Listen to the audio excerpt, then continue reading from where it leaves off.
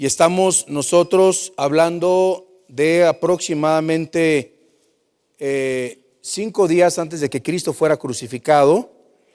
Y podemos leer en la palabra de Dios. Dice: al siguiente día, grandes multitudes que habían venido a la fiesta, al oír que Jesús venía a Jerusalén, tomaron ramas de palmeras y salieron a recibirle y clamaban: Hosana, bendito el que viene en el nombre del Señor, el Rey de Israel. Y halló Jesús un asnillo y tomó sobre él, como está escrito: no temas, hija de Sión, he aquí tu rey viene montado sobre un pollino de asna. Estas cosas no las entendieron sus discípulos al principio, pero cuando Jesús fue glorificado, entonces se acordaron de que estas cosas estaban escritas acerca de él y de que se las habían hecho. Y daba testimonio la gente que estaba con él cuando llamó a Lázaro del sepulcro y le resucitó de los muertos. Por lo cual también había venido la gente a recibirle, porque había oído que él había hecho esta señal. Pero los fariseos dijeron entre sí: ya veis que no conseguís nada, mirad, el mundo va tras él. Bien, en estos versículos nosotros podemos entender lo que Dios nos quiere revelar en esta mañana. Y aquí encontramos el Domingo de Ramos, la entrada triunfal de Cristo en Jerusalén. Y en este contexto se puede revelar a Jesús como el Rey que viene. La gente pensó que Cristo entraba a Jerusalén a proclamarse rey. Un rey político, un Mesías. Y esto conlleva a un falso concepto como el verdadero concepto de la venida de Cristo. Es una imagen de cómo los hombres han visto a Cristo a través de los siglos. Vemos nosotros en el versículo 12 que nos dice: el siguiente día, grandes multitudes que habían venido a la fiesta, al oír que Jesús venía a Jerusalén, dice, tomaron ramas de palmeras y salieron a recibirle y clamaban: Hosana, bendito el que viene en el nombre del Señor, el Rey de Israel. Dice la Biblia que las multitudes se reunieron por la Pascua, pero el versículo dice grandes multitudes. ¿De cuánta gente estamos hablando? Josefo, el gran historiador judío, el notable historiador judío de esa época, estima que había en esa Pascua, en esa fiesta en Jerusalén, aproximadamente 2 millones de personas. Es lo que hay en todo el estado de Querétaro, pero todos concentrados en una ciudad que se llama Jerusalén. 2 millones concentrados, imagínense, en la capital de Querétaro, en una Jerusalén que es mucho más pequeño que Querétaro. Y bueno, para celebrar la Pascua, se sabe que tuvieron que matar aproximadamente 256,500 ovejas para cumplir la Pascua judía, ya que cada oveja representa por lo menos a 10 adoradores. Y eso coloca la cantidad de aproximadamente 2 millones de judíos. Ahora, también entendemos en los versículos que acabamos de leer el falso concepto que tenían los judíos del Mesías y que siguen teniendo hasta el día de hoy. Un judío no cree en Cristo porque ellos creen en un Mesías que va a reinar, no en un judío, no en un Mesías que va a sufrir. Y el falso concepto ve a Jesús como también un salvador terrenal. La gente recibió a Cristo en Jerusalén pensando que Jesús los iba a librar del yugo de los romanos. Así que lo veían como un Alejandro el Grande, como un gran conquistador, como un gran emperador, como alguien que iba a tomar Jerusalén. Él le iba a decir a todos en esa tarde: tomemos las armas, vamos a tomar la ciudad. Después de tantos milagros, después de tanta gente que seguía a Cristo, Cristo era muy popular, lo seguían multitudes.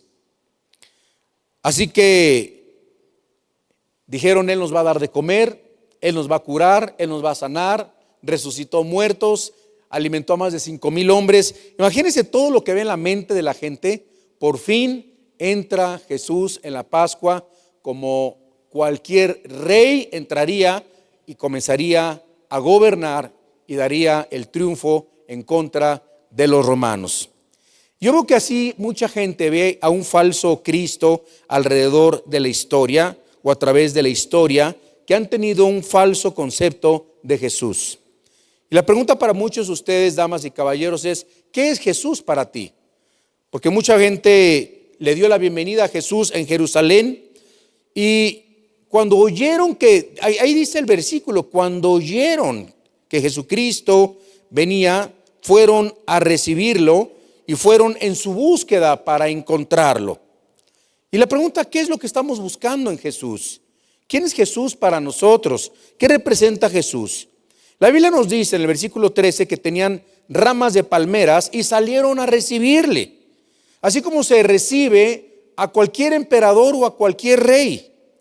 La Biblia no dice que estaban sentados, estaban esperándolo. Se pasó la voz de boca en boca, no tenían WhatsApp, no tenían nada de eso, pero se pasó de boca en boca: viene Jesús, viene a tomar Jerusalén, viene a proclamarse como rey.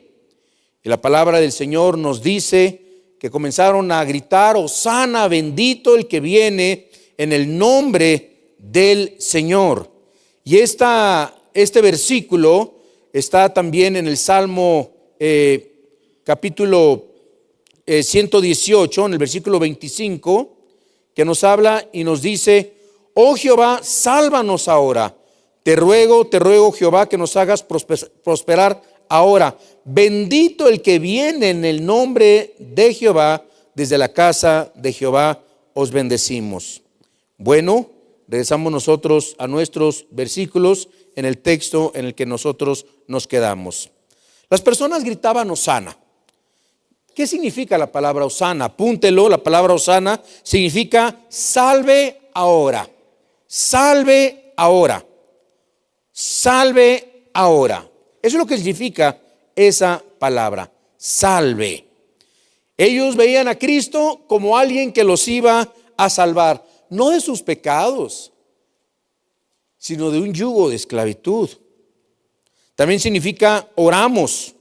La palabra Hosana también significa oramos. Y el hombre siempre ha anhelado ser libre de cualquier yugo, menos del yugo del pecado. El hombre no para de hacer lo que debe de hacer. El hombre no hace lo que tiene que hacer, sino lo que no tiene que hacer, eso hace. El hombre siempre ha amado en este mundo las posesiones materiales. El hombre siempre ha amado el dinero. El hombre siempre ha amado el sexo, la recreación. Y el hombre piensa, la humanidad piensa que son libres cuando pueden hacer lo que ellos quieran. Pero la Biblia nos revela, así como cuando Cristo entró en Jerusalén, que Cristo estaba entrando no como un libertador, Cristo estaba entrando como un salvador. Porque somos esclavos del pecado, dice la Biblia. Todo el que ha nacido en este mundo es esclavo.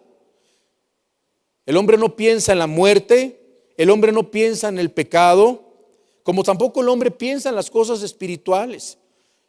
La mayoría de la gente piensa que le queda mucho tiempo de vida. No sabemos cuánto nos queda de vida. Todos los días oímos en los noticieros, en las noticias, solamente en Alerta Querétaro, si tú tienes esa aplicación, ¿cuánta gente muere todos los días en este estado? Atropellados, una carambola de 7 carros, de 13 carros en la 57, en la México Querétaro, 7 muertos, 13 heridos, 25 heridos. Todos los días, no sabemos en qué momento nos pueda tocar, en un semáforo, una embolia. La gente no está pensando en eso. La gente piensa que va a vivir por mucho tiempo más.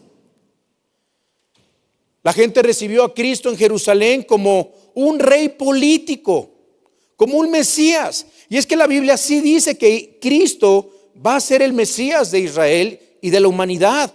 Pero la Biblia nos dice que tiene su tiempo cuando esto se cumpliría. Y esto es hasta después de la gran tribulación, antes del milenio. Los que estudiamos la Biblia sabemos en qué tiempo Cristo se va a proclamar y vendrán las nubes y se declarará como el Mesías, como el gobernante, el rey de toda la humanidad, el Señor de la humanidad. Pero ellos se confundieron y dijeron: se está proclamando rey. Si Él se proclama rey, ese es nuestro Mesías. No entendían la profecía. Muchos se sorprendieron al ver a Jesucristo entrando, dice la Biblia, en un pollino. ¿Sí? Entrando en un pollino. Y dice, y halló Jesús un asnillo y montó sobre él, como está escrito: no temas, hija de Sión, he aquí tu rey viene montado sobre un pollino de asna. Y ese versículo lo podemos encontrar en Zacarías capítulo 9, versículo 9. Pregúntale a un judío, oye, ¿y de quién está hablando Zacarías 9:9? Está hablando del Mesías, que entra en un burrito, en un asnillo. Molido fue por nuestros pecados, molido por nuestras transgresiones. El castigo de nuestra paz fue sobre él, por sus llagas hemos sido curados. ¿De quién está hablando? El Salmo 22, horadaron mis manos y mis pies, contar puedo todos mis huesos. ¿De quién está hablando? Está hablando de la muerte de un crucificado, cuando los romanos inventaron la muerte y la tortura por crucifixión. Cuando se escribió Isaías y el Salmo capítulo 22, fueron cientos de años antes, nadie había muerto crucificado. Y es donde muchos judíos han convertido a Jesucristo, entendiendo que la profecía nos habla que Cristo vino primero como el Salvador de nuestros pecados. Cristo vino a morir por nuestros pecados.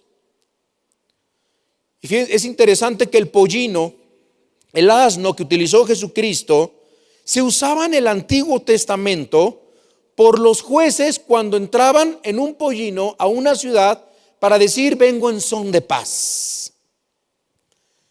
El caballo blanco representaba a los conquistadores. Cristo no entró en un caballo blanco como conquistador. Cristo vino a dar nuevas de paz a Jerusalén.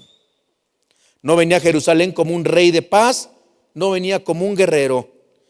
La gente estaba gritando sana, y lo que realmente estaba diciendo la gente era: sálvanos ahora, revélanos tu poder, manda fuego del cielo. Ahorita Jesús va a agarrar todo su poder y va a hacer. No hay quien detenga a Cristo, a Jesús. Zacarías, como lo leí y se los mencioné antes, lo profetizó. El Mesías venía en un pollino.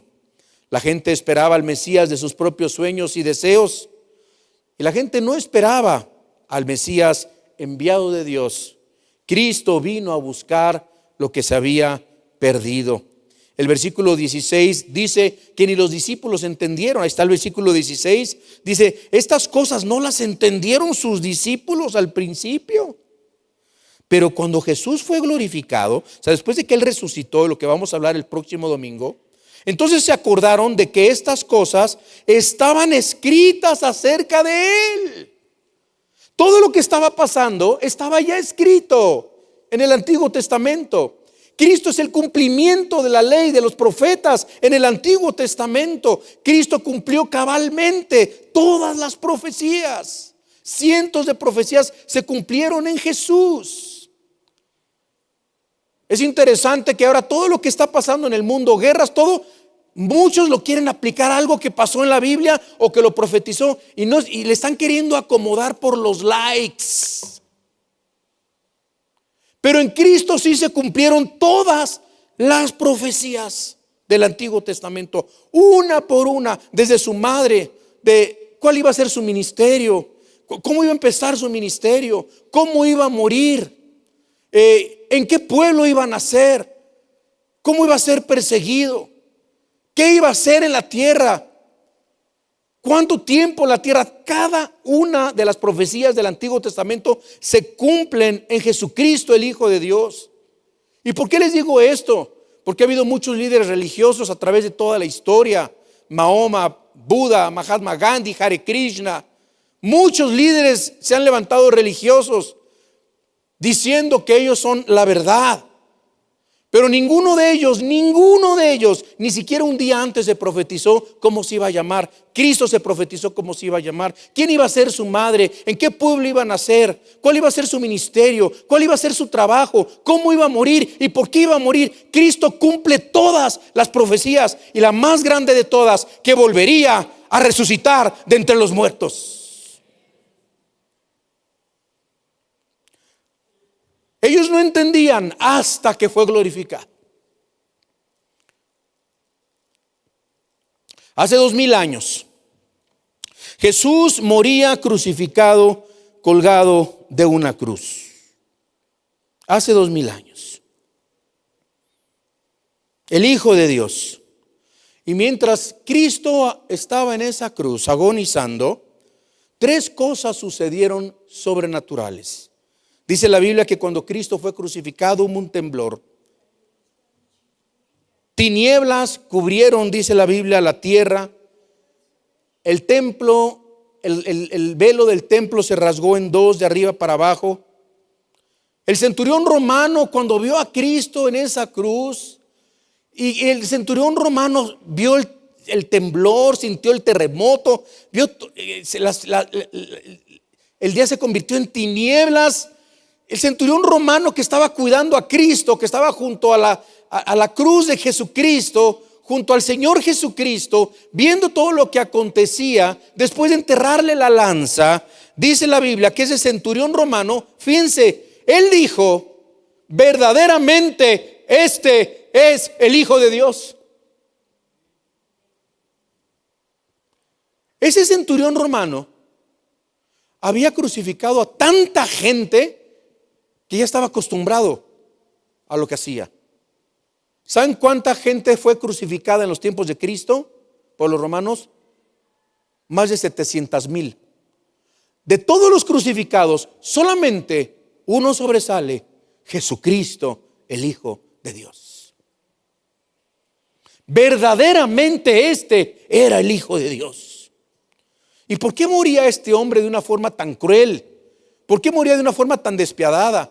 ¿Por qué los 2 millones de personas que lo recibieron y decían Hosana al que viene en el nombre de David, y levantaron palmeras en la cruz del Calvario? ¿Quién estaba con Cristo? Su madre, nada más. Sus discípulos huyeron, lo dejaron solo, porque se decepcionaron. Dijeron: este no es ningún Mesías, este no es ningún rey, este no nos vino a salvar de la tiranía de los romanos. Cristo se va a la puerta de Jerusalén diciendo: oh Jerusalén, Jerusalén, cuántas veces quise abrazarte como la gallina a sus polluelos, pero no quisiste. ¿Por qué los líderes religiosos se volvieron en contra del Señor Jesucristo con tanta hazaña, con tanta furia, con tanto odio? ¿Por qué Dios permitía que su Hijo unigénito fuera entregado en manos de hombres pecadores para que destrozaran su cuerpo? ¿Cuál fue la causa de todos estos sufrimientos y la muerte del Hijo de Dios? Estuvo 24 horas sin dormir desde que fue aprehendido en el huerto de Getsemaní. Ahí en el huerto de Getsemaní dice la Biblia que sudó sangre a través de sus capilares. Cristo estaba sudando sangre porque estaba tomando y sintiendo y sabiendo lo que iba a pasar. Su padre lo iba a dejar morir solo en la cruz del Calvario. Sus discípulos, dice la Biblia, le negaron. Y otro más le entregó por 30 miserables monedas de plata. Fue azotado, dice la Biblia, por látigos romanos que tenían puntas de plomo y huesos en sus puntas. Fue golpeado en la cara, oídos, cabeza. Le arrancaron con las manos sus barbas. Fue coronado con una corona de espinas en la cabeza. En su espalda ensangrentada le fue colocada una capa de color púrpura. Le hicieron caminar más de 3 kilómetros cargando una cruz, ensangrentado, dolido, sediento, sin haber comido durante días. Su piel desgarrada. Finalmente fue clavado de manos y pies en una cruz y levantado entre el cielo y la tierra. Y la pregunta es, ahora que es Domingo de Ramos, ¿por qué hizo todo eso Jesús? ¿Por qué no se llenó de soberbia? ¿Y por qué no dijo, ahora me entregaron el poder de Jerusalén, voy a tomar lo que hubiera hecho cualquier político, lo que anhelaría cualquier político, tener el zócalo lleno? Como una señal de victoria, de grandeza, de soberbia, de egocentrismo en el ser humano. Yo lleno el zócalo. No eran 100,000 personas, ni 500,000, eran 2 millones de personas. ¿Por qué Cristo hizo todo lo que hizo? ¿Por qué hizo Jesús todo lo que hizo? Y hay 3 principales cosas que yo puedo mencionar que nos hablan y nos revelan acerca de la muerte de Jesucristo, el Hijo de Dios.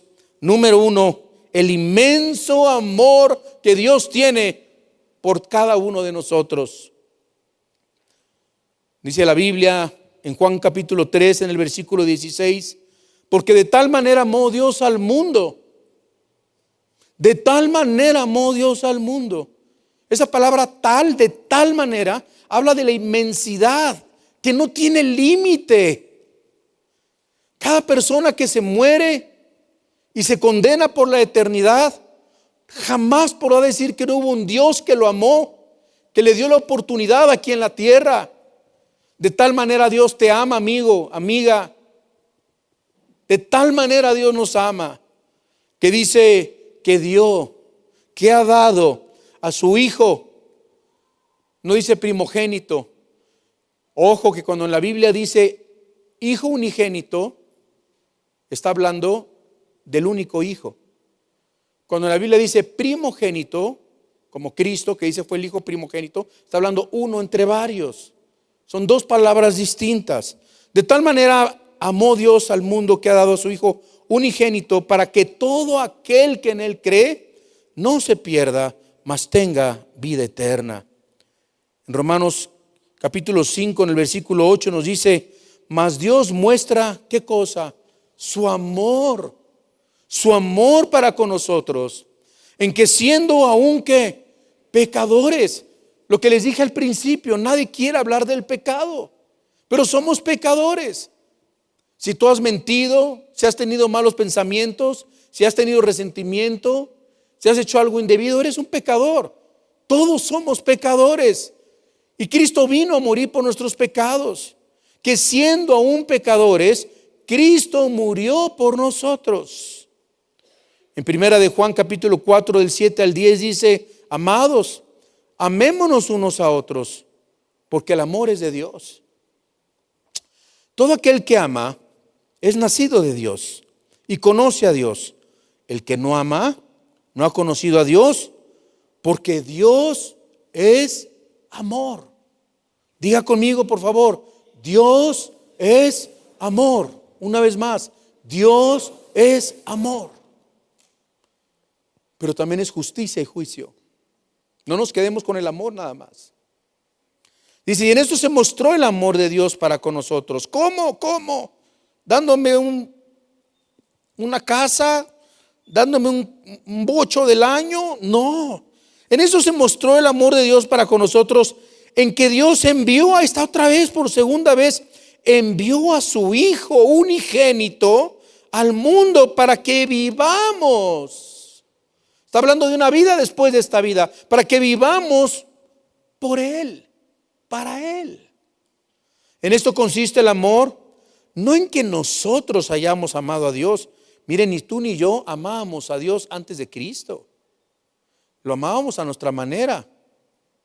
Tú ve a cualquier lugar donde haya conversos, gente que no sigue al Señor, y pregúntales cuántos aman a Dios. La mayoría van a levantar la mano y decir que aman a Dios. Dice la Biblia, si me amas, guardas mis mandamientos, guardas mi palabra.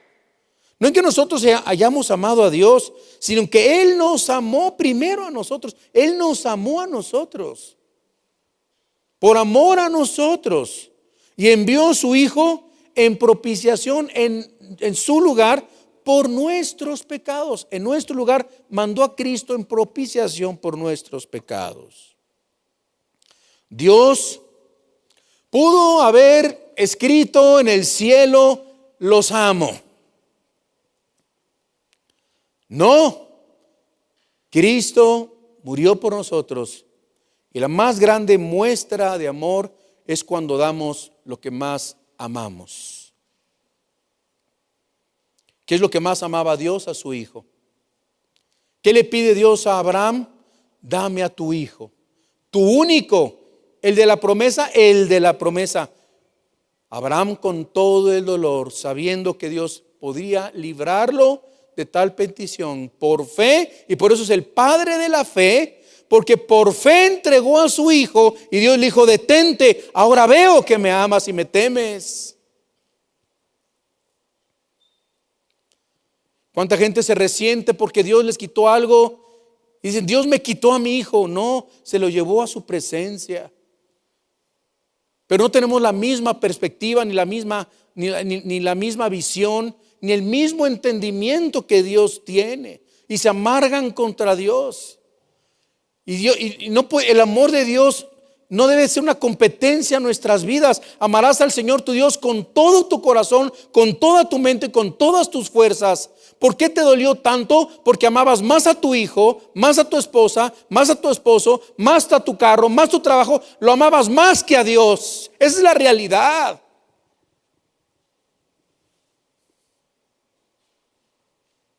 Como esta pobre niña Noelia, allá en España, con el suicidio asesorado por medio del Estado.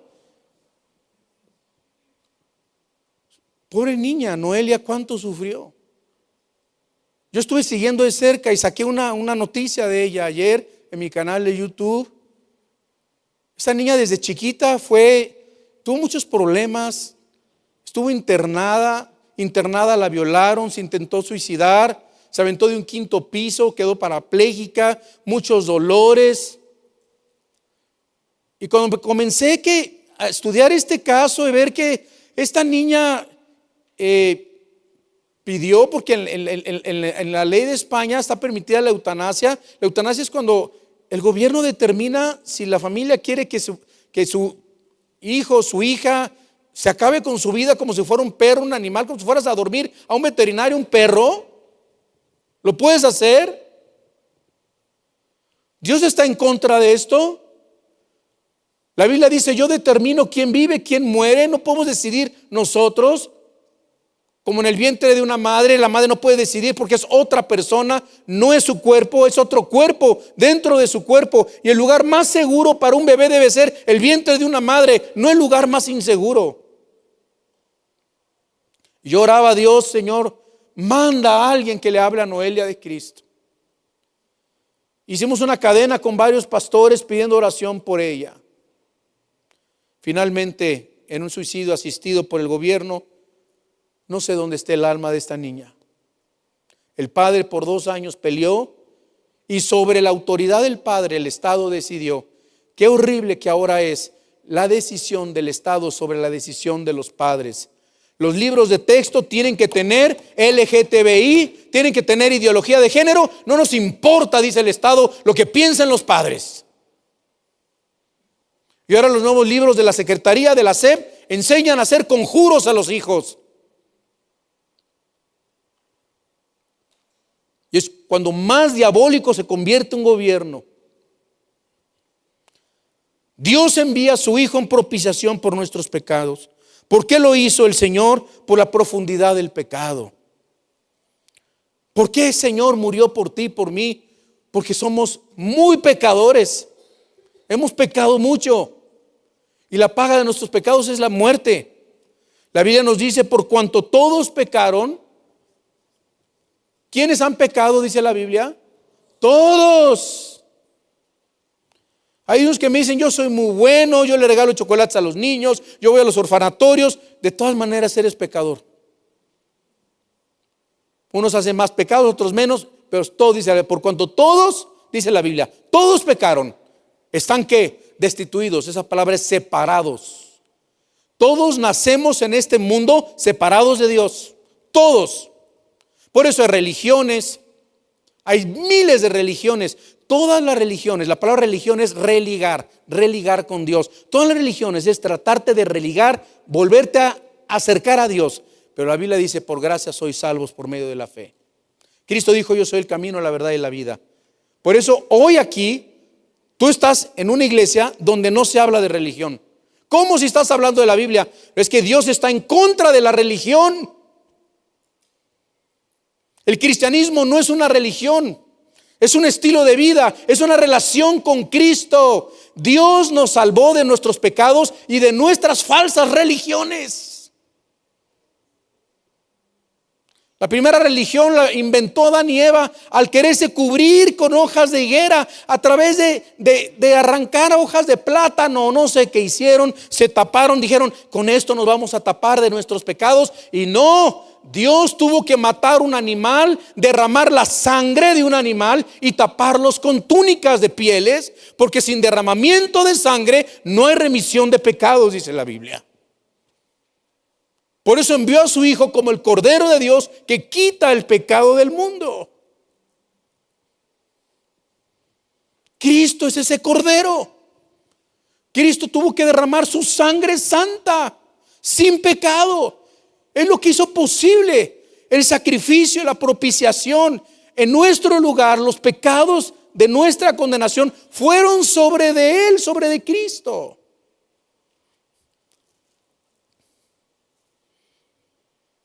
Dice Romanos 6:23, porque la paga del pecado es ¿qué? La paga del pecado es la muerte. ¿Qué mereces tú? ¿Qué merezco yo? ¿Saben qué merecemos? La muerte. La palabra muerte significa separación, no cesación. No te mueres y te quedas ahí en la tumba, en la tierra, dormidito, esperando al juicio de Dios, al gran trono blanco. No, tú te despiertas en el cielo o en el infierno. La paga del pecado es muerte, mas la dádiva, el regalo de Dios, es vida eterna. Es precioso que Cristo, Dios, nos regala la salvación.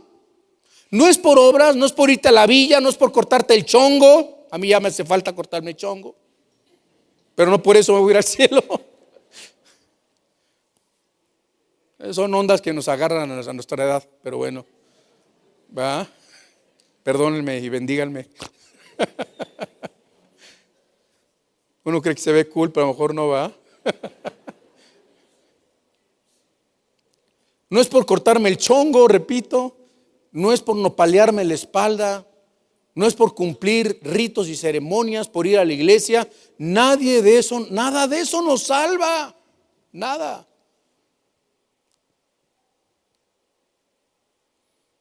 El pecado. La paga del pecado es la muerte. Es grave. Todo el mundo está de acuerdo que la raza humana tiene un problema muy grave de conducta. Y las noticias diarias del mundo nos dan testimonio de ello. A este problema se le ha querido identificar de diferentes formas y nombres. Fíjense, ¿saben cómo le llamó Shakespeare al pecado? Shakespeare le llamó al pecado el defecto trágico. Carlos Marx le llamó a este problema de la sociedad la lucha de clases. Sigmund Freud le echó la culpa al medio ambiente y hasta el día de hoy todo es el medio ambiente. Desde Sigmund Freud para acá. Hitler decía que el problema eran los judíos. Pero la Biblia dice que el problema es pecado. ¿Qué es el pecado? El pecado es una rebelión, un sentimiento de autoindependencia de la voluntad de Dios. Es fallar al blanco. Todos hemos fallado. Desde el principio de la humanidad, el ser humano tuvo la oportunidad de obedecer, amar y servir a Dios voluntariamente. Dios no hizo robots. El hombre decidió desobedecer a Dios. Escogió el camino de la rebelión. Y dice la Biblia que toda la raza humana fue contagiada. Por tanto, como el pecado, dice la Biblia, entró en el mundo por un hombre, y por el pecado la muerte, así la muerte pasó a todos los hombres, por cuanto todos pecaron. Y vean que la Biblia no dice que el pecado entró por una mujer, que fue la primera que pecó, porque Dios hace responsable al hombre. Y ese es otro tema interesante en la Biblia.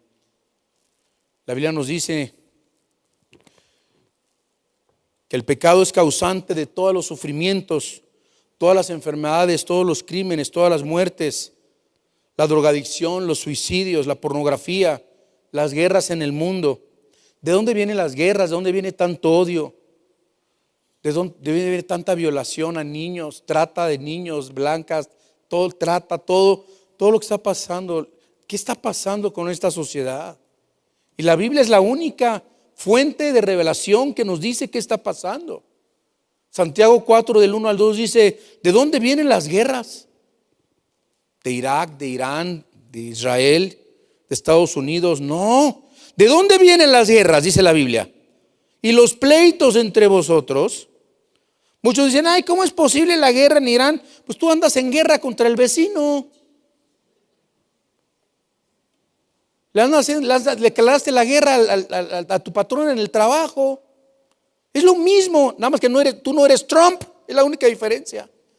No tienes un ejército de 170,000 soldados. Si los tuvieras, ya hubieras agarrado la fábrica. ¿De dónde vienen las guerras y los pleitos entre vosotros? ¿No es de vuestras pasiones? De ahí viene todo, de nuestras pasiones bajas, las cuales combaten en vuestros miembros. Codiciáis el carro del vecino y no lo tienes. Matáis. Ardes de envidia y no puedes alcanzar. Combates, luchas y no tienes lo que deseas porque no pides. Si fuéramos al siguiente versículo, en ese mismo capítulo 4, versículo 3, dice, pedís y no recibís porque pedís mal para gastar en vuestros deleites. El ser humano es pecador. Y con eso quiero terminar preguntándote, ¿qué vas a hacer con tus pecados? Portarte bien, no hacer malas cosas, hacer el mayor número de obras buenas y sacrificios que puedas. Si nosotros pudiéramos borrar todos nuestros pecados, entonces, ¿con qué propósito murió Cristo en la cruz? Si nuestras buenas obras nos limpian de nuestros pecados, la obra de Cristo fue un desperdicio. Si tú pudieras salvarte, entonces ¿por qué murió Jesús? ¿Qué hizo Jesús? La Biblia nos dice, al que no conoció pecado, por nosotros lo hizo pecado, para que nosotros fuésemos hechos justicia de Dios en él. En Isaías capítulo 53 nos dice la Biblia, ¿de quién está hablando? ¿Del Mesías? Dile a un judío, oye, ¿de quién está hablando Isaías 53? Está hablando de Jesús, que vino primero a sufrir, no a coronarse rey en Jerusalén en el domingo de Ramos. Despreciado y desechado entre los hombres, varón de dolores, experimentado en quebranto. Y como que escondimos de él el rostro, fue menospreciado y no lo estimamos. Ciertamente llevó él nuestras enfermedades y sufrió nuestros dolores. Y nosotros le tuvimos por azotado, por herido de Dios y por abatido. Mas él, o sea Jesús, todavía ni nacía cuando se escribió esto, fue herido por nuestras rebeliones, molido por nuestros pecados. El castigo de nuestra paz fue sobre él y por sus llagas fuimos nosotros curados. Todos nosotros nos descarriamos como ovejas, ahí está el pecado. Cada cual se apartó por su camino, mas Jehová, Jesús, Yeshua, cargó en él el pecado de todos nosotros. Dios nos demuestra su amor y su perdón desde una cruz, sacrificando a su Hijo para que Él fuera el sustituto por nuestros pecados. Y termino diciendo que Cristo lo hizo porque Él es el único camino de salvación. Hoy yo no te invito a una nueva religión, amigo, amiga. Yo no te quiero pedir que cambies de religión. Hoy te invito a la persona de Jesucristo, a venir a Él. Seas cristiano, protestante, mormón, testigo de Jehová, católico, musulmán. No te quiero invitar a una nueva religión, te quiero invitar a Jesús. Él es el único camino. Dice la Biblia que en ningún otro hay salvación, Hechos 4:12, porque no hay otro nombre bajo el cielo dado a los hombres en que podamos ser salvos. No hay nadie, no hay nadie. 1 Timoteo 2:5, porque hay un solo Dios y un solo mediador entre Dios y los hombres. ¿Cómo se llama? Jesucristo. Él es el único que te puede perdonar. La mayoría de las personas han llegado a creer que cualquier camino lleva a Dios. Sin embargo, no fue lo que Jesús enseñó. Jesús enseñó y dijo: yo soy el camino, yo soy la verdad, yo soy la vida. El Señor enseñó en su palabra, siendo justificados gratuitamente por su gracia, mediante la redención que es en Cristo Jesús. Y Hebreos 9:26, de otra manera le hubiera sido necesario padecer muchas veces desde el principio del mundo, pero ahora en la consumación de los siglos se presentó una vez para siempre por el sacrificio de sí mismo para quitar del medio el pecado. Cierra tus ojos por unos momentos, por favor. Quiero invitarte a hacer una reflexión y quiero invitarte a venir a Cristo. Hoy Dios te está buscando. Dios envió a su Hijo Jesucristo para morir por ti y por mí en la cruz. Hoy Dios te llama a abrir tu corazón, a arrepentirte de tus pecados y pedirle que entre, le pidas tú que entre a tu vida como tu Señor y Salvador. Somos todos pecadores, pero Dios te ama. Es que, Alán, no sabes cuántos pecados he cometido. No importa, cuántos homicidios, me he prostituido, soy asesino, soy gatillero a sueldo, soy sicario, vendo drogas, soy prostituta, soy homosexual. La Biblia no dice que Cristo vino por los sanos, dice la Biblia que Cristo vino por los enfermos. Soy muy religioso, todos los domingos voy a la iglesia, a misa, a la iglesia, de cualquier religión que sea, pero no has nacido de nuevo. Hoy yo te quiero invitar a venir a los pies de Cristo. ¿Te gustaría recibir a Cristo en tu corazón? ¿Te gustaría hacerlo Señor de tu vida? Si así lo quieres, ponte de pie ahí desde tu lugar. Gracias. Gracias. ¿Cuántos más quieren ponerse de pie y aceptar a Jesús en su vida? Gracias. Gracias. ¿Alguien más? Si tú te murieras el día de hoy, ¿a dónde te irías? Si tú me contestas no sé, es que no sabes. La Biblia dice: el que tiene al Hijo tiene la vida eterna. Ponte de pie y dile: Señor, yo quiero el perdón de mis pecados.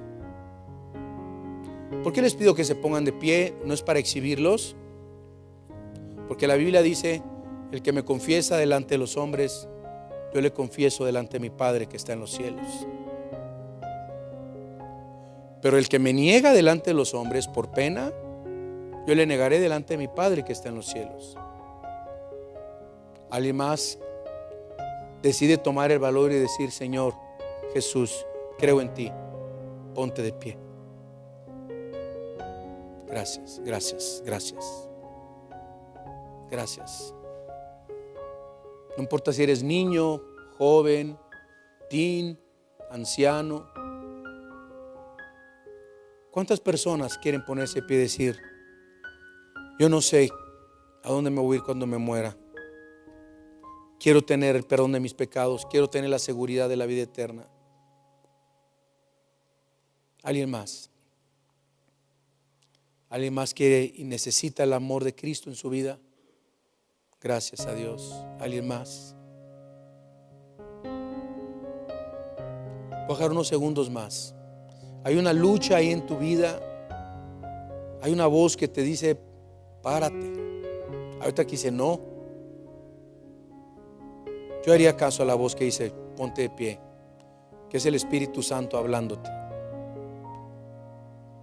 aceptando la invitación del Señor a tu vida. Ponte de pie.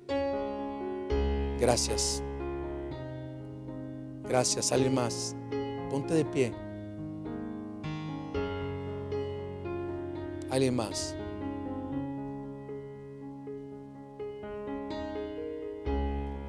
Voy a esperar unos segundos más.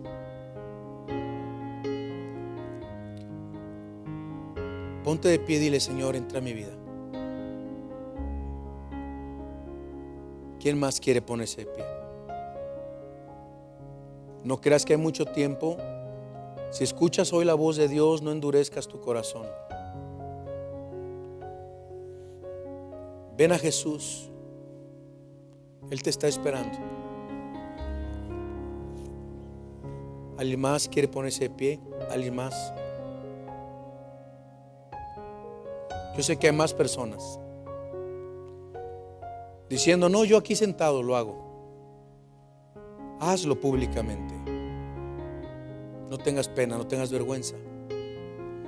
A Jesús no le dio pena morir desnudo en una cruz y ser exhibido públicamente como si fuera un criminal.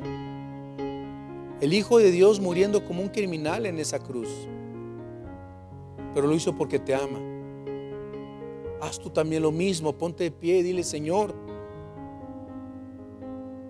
yo te amo, te necesito en mi vida, no puedo seguir igual. Alguien más. Alguien más.